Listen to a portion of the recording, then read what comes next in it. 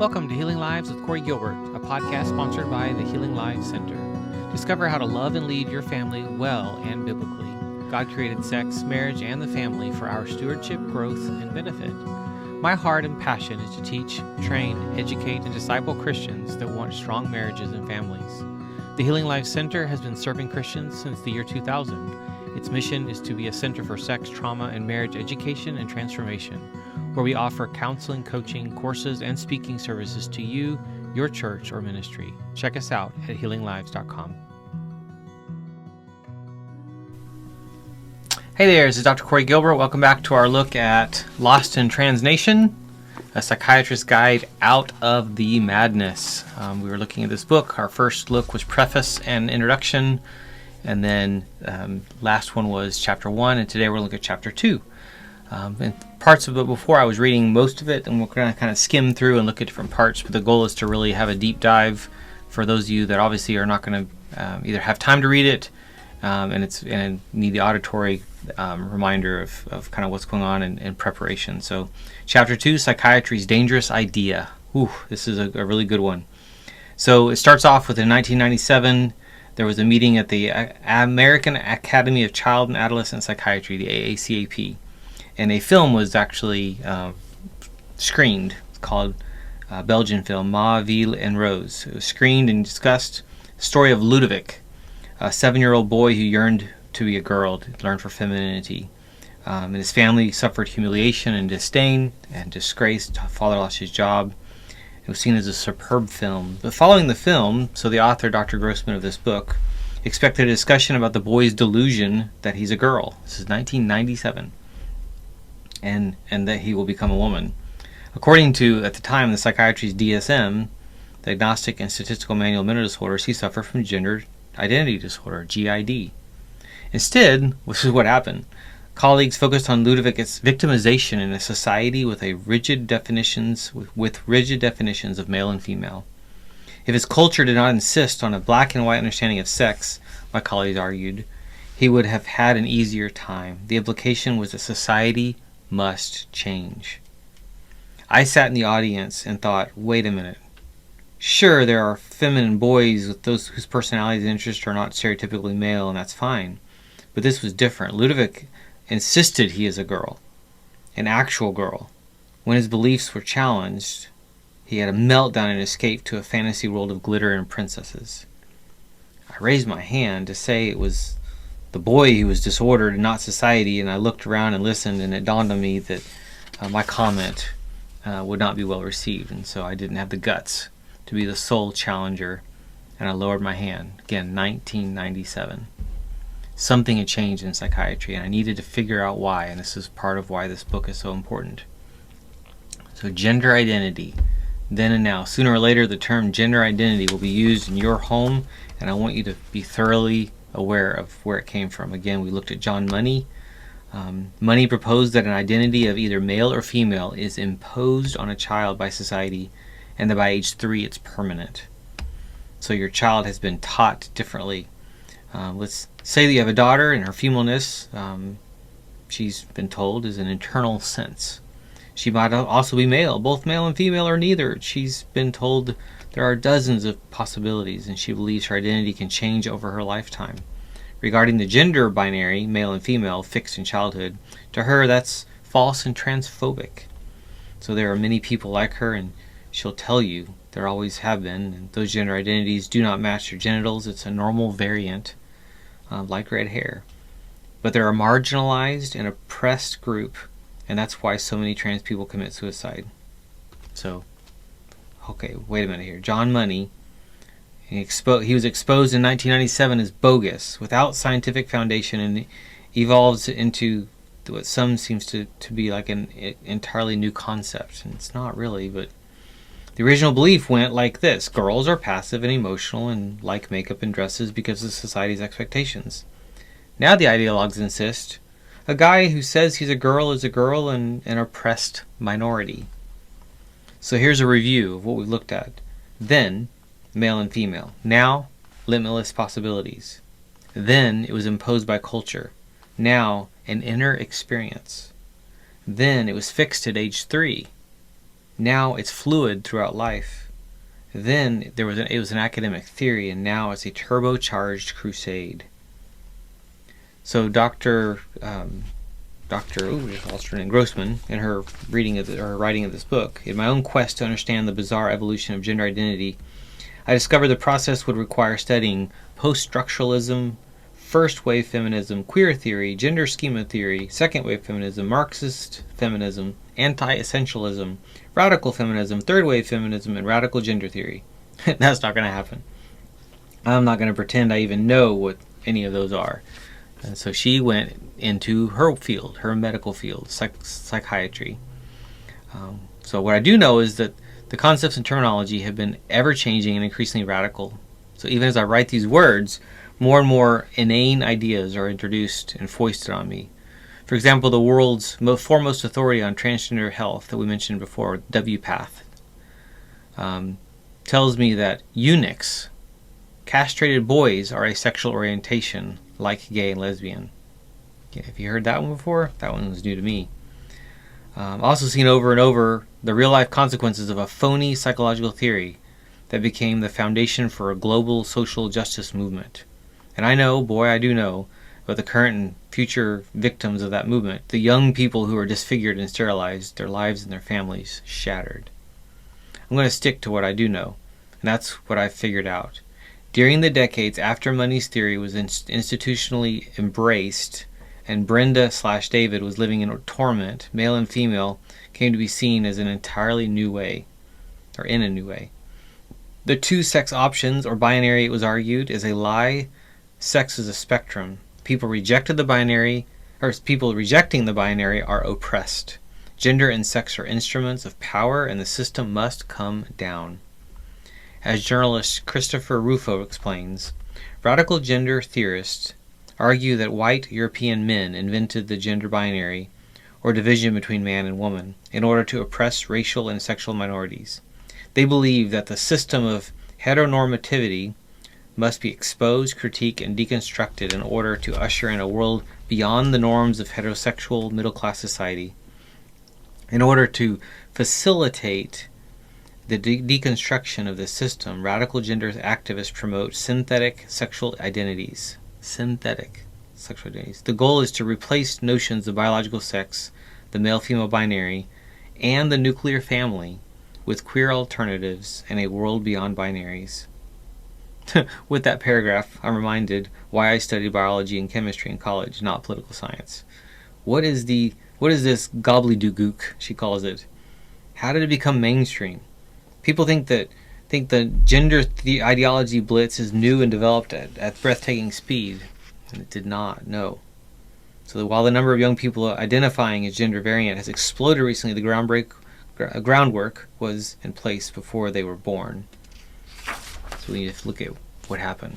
It didn't start yesterday. So regarding trans, so many parents, journalists, and others wonder, what is happening all of a sudden? Where did it come from? So listen up. No one should be surprised. Kids have been indoctrinated with gender ideology since at least the 90s. Anyone who believes the craze suddenly appeared has not been paying attention. Today's version of Money's gender identity, the idea of limitless options, fluid thought throughout life, a normal variant, oppressed by society, it was hatched decades ago in the minds of activists. They opposed the structure, order, and morality of traditional society. Their strategy was and is to attack and destroy without providing a constructive, truth-based alternative. If you can't make sense of all this, I can't either. That itself is the goal: confusion and chaos.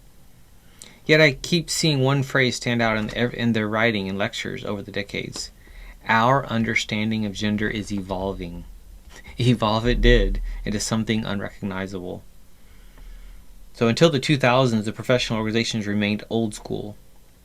Two sexes, identity fixed by age 3, persistent distress over one sex calls for psychological evaluation. So for example, on my shelf of our psychiatry textbooks published in 1979 and 89, they both state male and female identities. The only possibilities back then are fixed at age 3. Children uncomfortable with their sex are called troubled and are seen as having extreme pathologies. Various treatments are discussed, including family therapy. Yet during the final decades of the 20th century, new concepts appeared in gender and feminist studies, ideas like gender variance, or the gender binary is oppressive. These ideas began flourishing on campuses and in sex education. To compare these two books, both published in 1998, the year after David Raymer went public, the first is the American Academy of Child and Adolescent Psychiatry's Your Child, What Every Parent Needs to Know About Childhood Development from Birth to Preadolescence. In this 1998, in this 400 volume that addresses parent questions from A to Z, gender concerns are off the radar. Nothing. No sex assigned at birth, no gender identity, no ink given to children unhappy with being male or female, non-binary identities, fluidity, or oppression.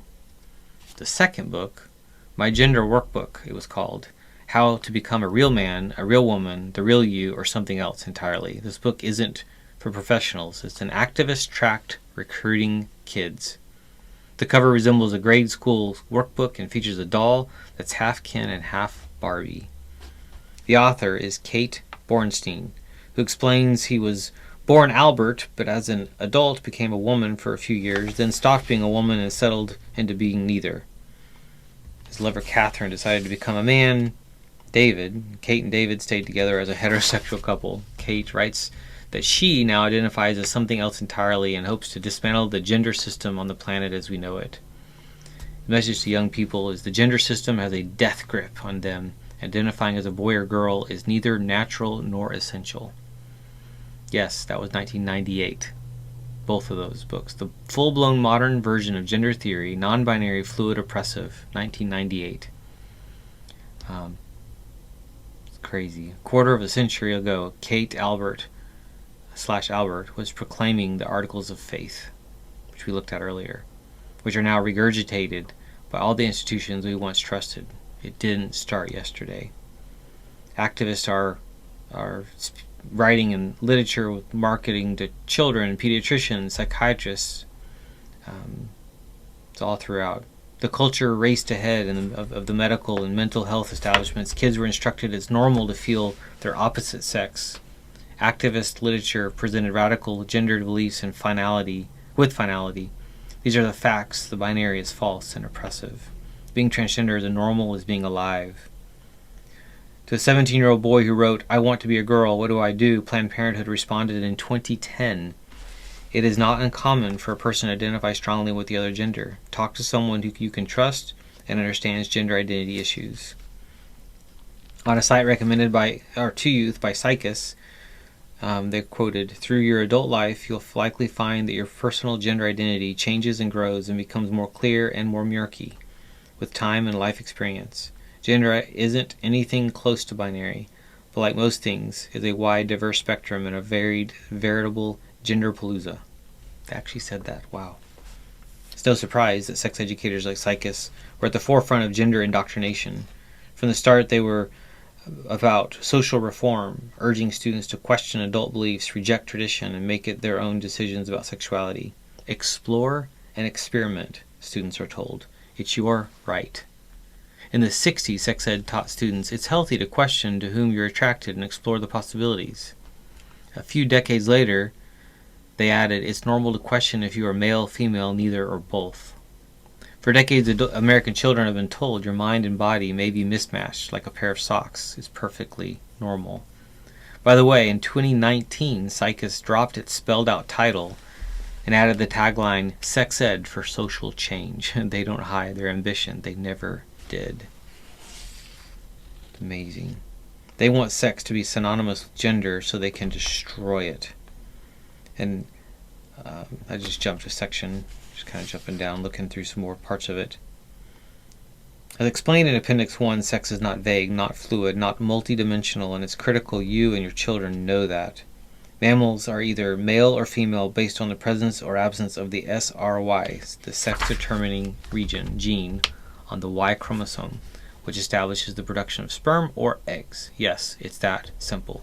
Genderists argue sex is endlessly complex and nuanced. No, it's not. They insist it's on a spectrum. No, it's not. That it's assigned at birth. No, It's out of 0.02% of births. It's not.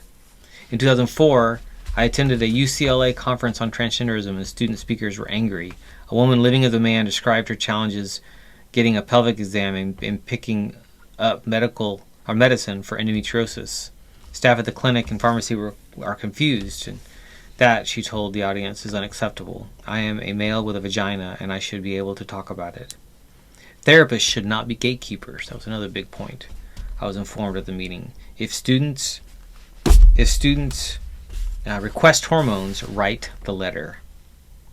This is now known as gender affirming care, GAC, the unquestioning acceptance of a patient's self-diagnosis and provision of requested medical interventions. You'll hear more about that later. One student explained, my gender is a sliding scale. It's the rejection of male and female that I find attractive. Like at the AACAP meeting 7 years earlier, where I had raised my hand to say Ludwig, not society, was disordered, I sat in the audience at UCLA bewildered, the only one it seemed. No gatekeeping? Just write the prescription? What am I, a rubber stamp? Someone on the staff at the university took the podium. How little we know, he observed. Students are leading us. Students are leading us? That's not science and that's not medicine. That's a political movement. And the political movement has been at the helm all these years, steamrolling the medical and scientific establishments with their radical, biophobic belief system. Witnessing the process was like watching a stone edifice crack and crumble to pieces in slow motion. In 2005, a physician who was a man living as a woman spoke at the annual meeting at the American College Health Association. Dr. Jamie Booth from Tulane University School of Medicine told the audience, transsexualism is a variation of being alive, not a disorder. How should doctors and nurses care for the transgender student on their campuses? Dr. Booth instructed the audience, validate them. Again, don't be a gatekeeper. Provide the treatment they request to feel congruent with their bodies. This time, the guidance wasn't coming from a student activist. Gender-affirming care was presented as the only option for health professionals in 2005 by a physician. There was no debate. There was no new science. There was just, this is how it's done. In 2006, the American Psychological Association, and their answers to your questions about transgender individuals and gender identity, informed readers that some people have blending or alternating genders, and that GID is highly controversial. The book, My Gender Workbook, was recommended by a presenter at the 2006 annual meeting of the AACAP. Remember, that's the book for students by Al, who became Kate, who became not male or female, but something else entirely. A 2008 flyer published by University of Massachusetts asked, what does transphobia look like? One answer, assuming everyone is male or female. You see, I hope, that gender madness was going on right under your noses for a long, long time. Years before the teens and young adults today, stand in line for blockers, testosterone, estrogen, and operations were born. So compassion, stigma, and insurance codes is this next section. The medical establishment was caving to a mighty social movement. A revision of the DSM was a watershed moment in that decline. The DSM is a handbook published by the APA that describes psychiatric conditions. Gender identity disorder was added to the DSM in 1980. Note the word disorder. There were two components of gender identity disorder. Both were needed to make the diagnosis. The first was a strong and persistent desire to be, or the insistence that one is, the opposite sex, as manifested by cross-dressing, cross-sex roles in play, and preferring stereotypical activities and playmates of the other sex. The second component was persistent discomfort about one's sex. There also had to be evidence of clinically significant distress or impairment in social, occupational, or other important areas of functioning. Age of onset was between 2 and 4. For prevalence, the DSM referred to data from Europe suggesting that roughly 1 per 30,000 adult males and 1 per 100,000 adult females seek sex reassignment surgery. The DSM noted only a very small number of children with gender identity disorder will continue to have symptoms that meet criteria for gender identity disorder in later adolescence or adulthood. By 2008, the DSM-4, the fourth version of the manual, still included gender identity disorder, classifying Ludovic, Kate Bornstein, Jazz Jennings, which we'll talk about later, and Rachel Levine, the Admiral, as patients with an emotional problem. Clearly, that wouldn't work. So what did they do? They changed it. They made it say what they wanted it to say. Psychiatrist Jack Drescher, perhaps the most highly regarded voice of LGBT issues in psychiatry, described the dilemma well. It is difficult to find reconciling language that removes the stigma of having a mental disorder diagnosis while maintaining access to medical care. So we had to get rid of the word diagnosis or disorder, but you still need to be able to have someone pay for it. So the word disorder was particularly distasteful. So many, Dr. Kenneth Zucker was quoted, many transgender activists and some clinicians argued that GID was not a mental disorder.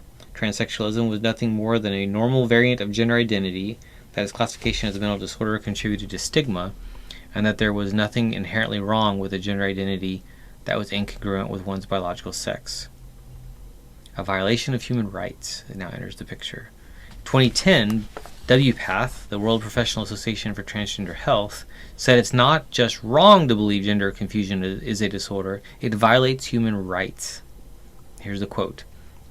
Gender variance is not in and of itself a psychiatric disorder, and therefore the label of gender identity disorder as a mental illness, mental disorder is not appropriate. Such labeling may undermine human rights in that it undermines legitimacy of identity and creates and sustains social stigma. WPATH went further in 2012, attempting to change gender identity and expression to become more congruent with biological sex as ineffective and unethical. Whew. And they just kept going and kept going. 55.8% of respondents believe GID should be excluded from the new DSM.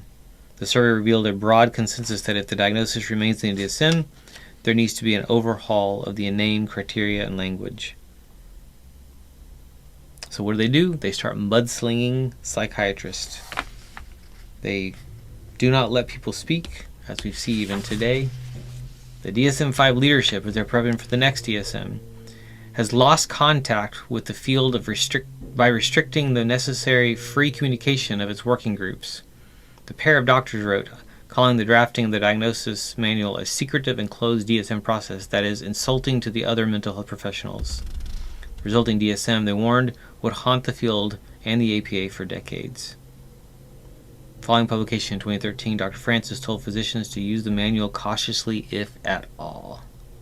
That's the DSM-5. And they downgraded the GID to GD, so gender identity disorder to gender dysphoria. That was their new word. Question here. Was there agreement? The answer is none. There was no agreement about it in 2013, and there is none now. As Stephen Levine put it to me, diagnosis in psychiatry is supposed to be based on studies, not politics or well-intentioned concepts of how to make the world a better place. To this day, mental health professionals are at one another's throats over the proper approach to patients with gender dysphoria. There is no consensus.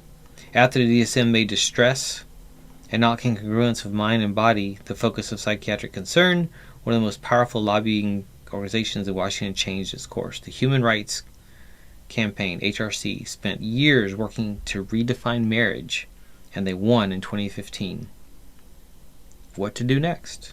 In 2014, HRC's annual report barely mentioned the word transgender. The latest annual report mentions trans or transgender nearly 100 times in 33 pages. HRC has had abruptly pivoted, and now its trained workforce waves the trans flag. HRC isn't just a powerhouse with a roughly $45 million annual budget. It raises those millions from influential mainstream brands Amazon, Apple, Google, Morgan Stanley, Target. The articles of faith have big name devotees. The federal government is in the game. The Department of Health and Human Services tells us gender identity is an inborn self-perception. It can be male, female, both, or neither. It can change throughout life. The International Classification of Diseases, ICD, lists diagnosis and includes codes for health and records and billing. The latest version was promulgated in 2022, and gender dysphoria was removed. In its place was gender incongruence. Just like with the DSM, this change wasn't based on evidence, but on activists with an agenda. Using incongruence depathologizes gender confusion even further. Gender incongruence is considered a sexual health condition in the same category as pregnancy. With the message, rejecting your biology is a healthy and ordinary process. Wow. The World Health Organization, WHO, went further, removing gender identity disorder from its global manual of diagnosis altogether. Activists celebrated a big win. Parents, you must understand, these aren't just words on paper. We all want to trust authorities to inform us what's cause for concern and what's not, when we must intervene medically and when we can wait. Having confidence in professional medical organizations, parents sign on the dotted line for puberty blockers and young adults seek castration. They're being misled and misinformed. Biology doesn't care about your inner sense. Over the past 2 to 3 decades, as our institutions fell to gender tyranny, scientists explored a new field of medicine, the biology of sex. Their discovery refute the articles of faith. They contradict the idea with which your children are being indoctrinated. They just demonstrate the inborn, unchanging, binary nature of male and female. So to elaborate, inborn, sex is established at conception. Unchanging, sex is permanent. And binary, sex is male or female, there is no spectrum. Yeah. Hard science explores the natural world, for example, biology, chemistry, physics. Soft science explores intangibles, behaviors, thoughts, and emotions. Psychology, sociology, anthropology are examples of soft sciences. Hard science is based on the scientific method, in which experiments have controlled variables, objective measurements, critical analysis, and verification. In the hard sciences, the scientific method is straightforward. In the soft sciences, it's difficult.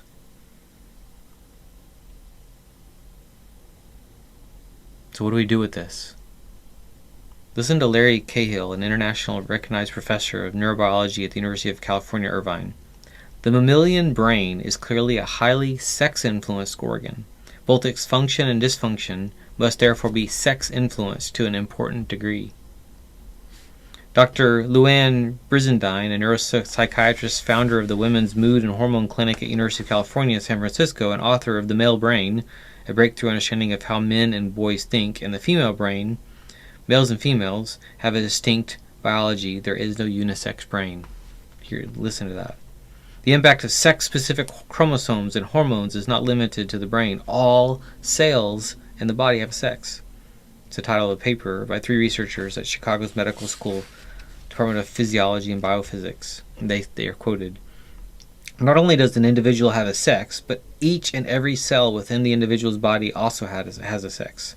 As we embark on an era of so-called personalized medicine, consideration of the impact of pharmacological therapies on male and female cells need to be made. So we're moving in one direction and also in another, like totally opposite. In 1990, the National Institutes of Health created an Office for Research in Women's Health in recognition that men and women are unique, and the medical and research communities can no longer assume otherwise. Here's an example of the language on their website. Sex makes us male or female. Every cell in your body has a sex, making up tissues and organs, like your skin, brain, heart, and stomach. Each cell is either male or female. You know what's astonishing? Sex differences have been discovered even before a fetal male's testes begin secreting testosterone. They are seen remarkably early, prior to the embryo's implantation in the uterus.